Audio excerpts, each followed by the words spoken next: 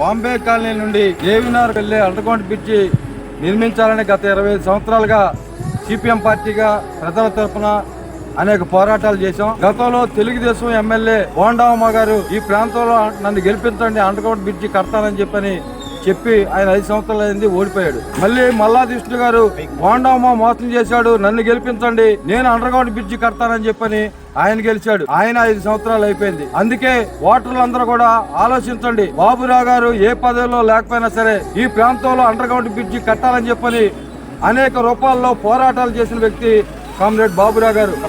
ఈ రోజు ఈ ప్రాంతంలో అండర్గ్రౌండ్ బ్రిడ్జి లేకపోవటం వల్ల సింగనారు, పాయకాపురం, ప్రకాశ్ నగర్, వాంబే కాలనీ వాసులు దూర ప్రాంతాల నుంచి వెళ్లాలంటే వాళ్ళ ఛార్జీలు ఎక్కువ అవుతున్నాయి. దాంతో పాటు టైం లేకపోవటం వల్ల పనులు కోల్పోతున్నారు. ఎవరికైనా ఏదైనా ప్రమాదం జరిగినా సరే దగ్గర దారిగా ఉండటం వల్ల ఈ ప్రాంతం నుంచి వెళ్లాల్సిన పరిస్థితి వస్తుంది.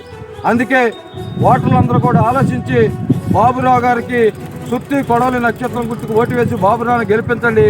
ఈ ప్రాంతంలో అండర్గ్రౌండ్ బ్రిడ్జి కట్టించే బాధ్యత బాబురావు తీసుకుంటారు.